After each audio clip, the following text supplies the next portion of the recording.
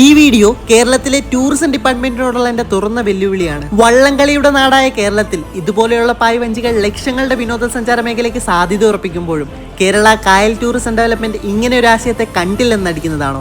എന്തുകൊണ്ട് നമുക്ക് ഇതുപോലെ ഒന്ന് നാട്ടിൽ നടപ്പിലാക്കിക്കൂടാ? 2022 തുടക്കം കുറിച്ച സീ കേരള പ്രോജക്ടിന്റെ ഭാഗമായി കടലിൽ ക്രൂയിസ് ഷിപ്പുകൾ തുടങ്ങുമെന്നത് ഇപ്പോഴും വിദൂര സ്വപ്നമായി നിലനിൽക്കുന്നത് കൊണ്ട് തന്നെ അറബിക്കടലിന്റെ റാണിയും കിഴക്കിന്റെ വെനീസും ഒക്കെ എന്റെ തൊട്ടടുത്തുണ്ടായിട്ടും ഇതുപോലെ ഒരു പായ്വഞ്ചി യാത്ര എനിക്ക് സാധ്യമായത് കേരളത്തിന്റെ 100-1 പോലും ഭൂപ്രകൃതി അവകാശപ്പെടാനാകാത്ത കെനിയയിൽ നിന്നാണ്. ടൂറിസ്റ്റുകളെ മാത്രം ആശ്രയിച്ചു കഴിയുന്ന ലാമു എന്ന ദ്വീപിൽ ചെറിയ ഉരുകൾ അഥവാ ഇത്തരത്തിലുള്ള പായ്വഞ്ചികൾ അവർക്ക് വർഷാവർഷം നേടിക്കൊടുക്കുന്നത് ലക്ഷങ്ങളുടെ ലാഭം മാത്രമല്ല, മറിച്ച് ലോക വിനോദസഞ്ചാര ഭൂപടത്തിൽ അവരുടേതായ ഒരു സ്വത്തം കൂടിയാണ്. വീണ്ടും ഓർമ്മിപ്പിക്കട്ടെ, ഞാൻ ഉദ്ദേശിക്കുന്നത് കുട്ടനാട്ടിൽ അങ്ങിങ്ങായി കാണാൻ സാധിക്കുന്ന പായ്വള്ളങ്ങളോ ബേപ്പൂരിലെ ചെറിയ സെയിലിംഗ് ബോട്ടുകളോ അല്ല. സൂര്യോദയവും സൂര്യാസ്തമയവും ആഡംബരമായി കാണാൻ സാധിക്കുന്ന കായലോര ഭക്ഷണങ്ങൾ തനത് രുചിയിൽ ലഭിക്കുന്ന ചെറുകിട തട്ടുകടകൾ മുതൽ 5 സ്റ്റാർ റെസ്റ്റോറന്റുകൾ വരെ തുടങ്ങാൻ പൊട്ടൻഷ്യലുള്ള, എന്തിനധികം കടൽ തീരത്തെ ഡെസ്റ്റിനേഷൻ വെഡിങ്ങിന് പുറമെ സ്വകാര്യമായതോ സ്വീകാര്യമായതോ ആയ വിവാഹ അഭ്യർത്ഥനകൾ മുതൽ തീം ബേസ്ഡ് കല്യാണം വരെ നടത്താനാവുന്ന ചെറുതോ വലുതോ ആയ ഒത്തുചേരലുകൾക്ക് വേദിയാക്കാവുന്ന